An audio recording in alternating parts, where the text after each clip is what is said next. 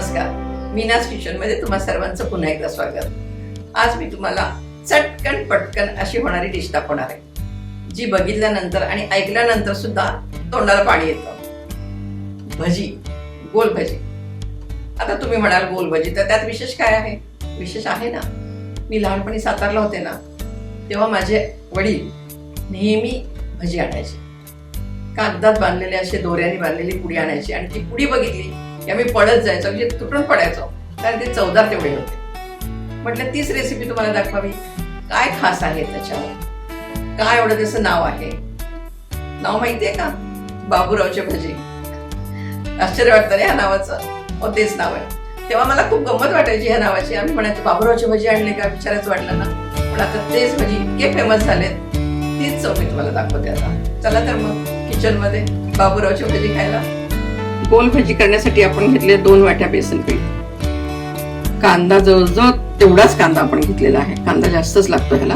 आणि असा मोठा मोठा चिरायचा, फार बारीक कांदा चिरायचा नाही। लाल तिखट, असं धन कुटून घ्यायचं, जरा बारीक नाही वाटायचं। थोडीशी हळद, ओवा, चवीपुरतं मीठ, जिरं, कढीपत्ता बारीक कापून घ्यायचा। नाही आता कढीपत्ता बाहेर काढून टाकतात, पौष्टिक खूप आहे म्हणून तो पोटात गेलाच पाहिजे। बारीक चिरलेली हिरवी मिरची, कोथिंबीर, आणि जे सिक्रेट आहे भरपूर पुदिना, म्हणजे जवळजवळ 1 वाटी पुदिना मी घेतलेला आहे, बारीक चिरून घ्यायचं त्याला। आता पीठ कसं भिजवायचं ते मी दाखवते। थोडं थोडं पाणी घालायचं।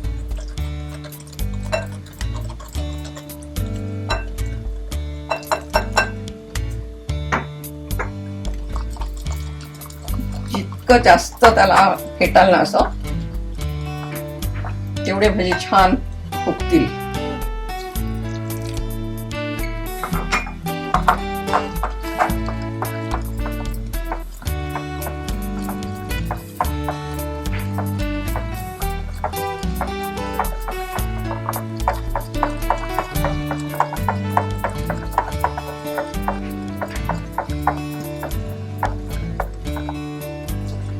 असं छानपैकी फेटून झालेले आहे बघा, स्मूथ झालेले आहे।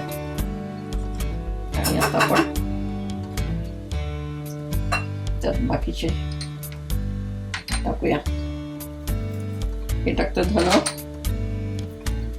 कुटून घेतलेलं, लाल तिखट, ओवा मात्र असं सोडून घ्यायचा नाही, म्हणजे काय सुगंध छान येतो त्याचा। आणि डाळीचं पीठ असलं की ओवा घालायलाच पाहिजे। जिरं, हिरवी मिरची, बारीक चिरलेला कढीपत्ता, भरपूर कोथिंबीर,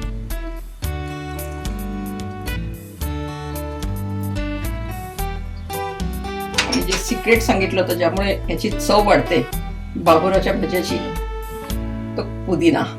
असा वाटीभर पुदिना घालायचा, चवीपुरतं मीठ,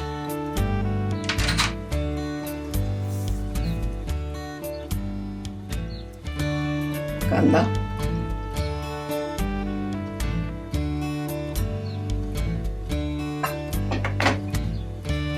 मिक्स करूया चांगलं।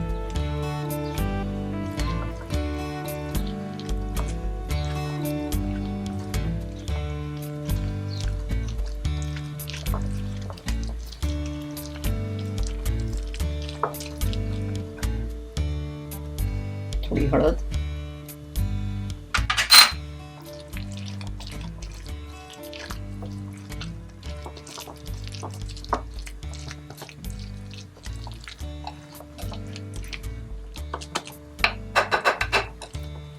आणि आता टाकूया आपण इनो। अगदी तळायच्या वेळेलाच इनो टाकायचा। आपण सोडा वापरत नाहीये म्हणून इनो टाकताय।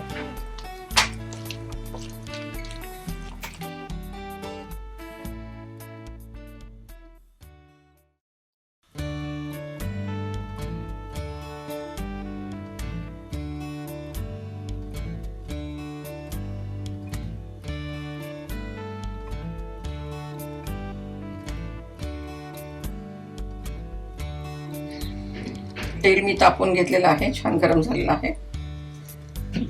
आणि असे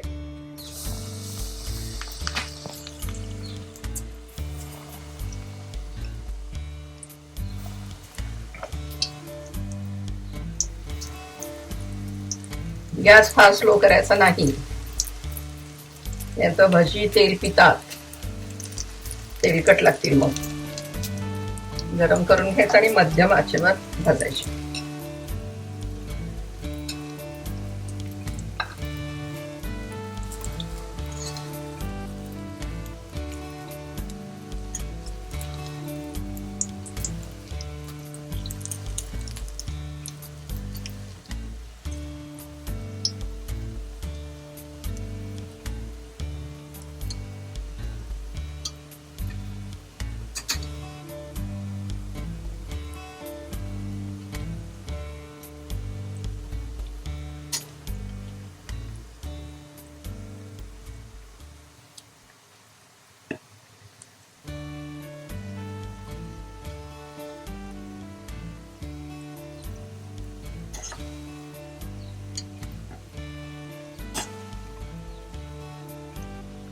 हे बघा असे छान फुगलेत.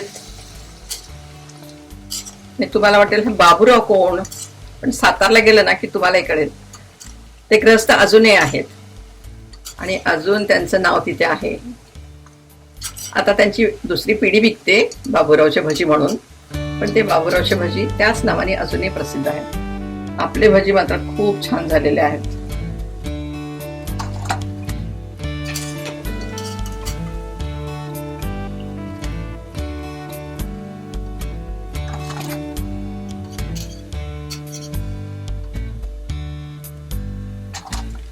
भजी पाव सुद्धा खूप छान लागतो.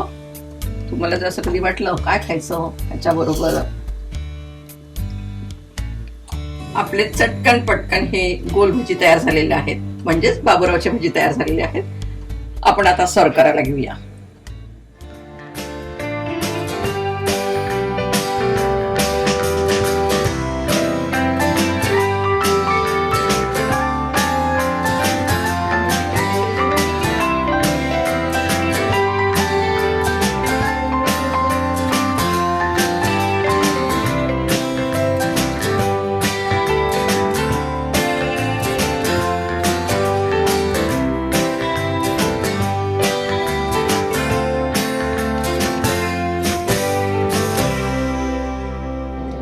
आपले चटकन पटकन हे बाबूरावचे सातारी भजी तयार झालेले आहेत.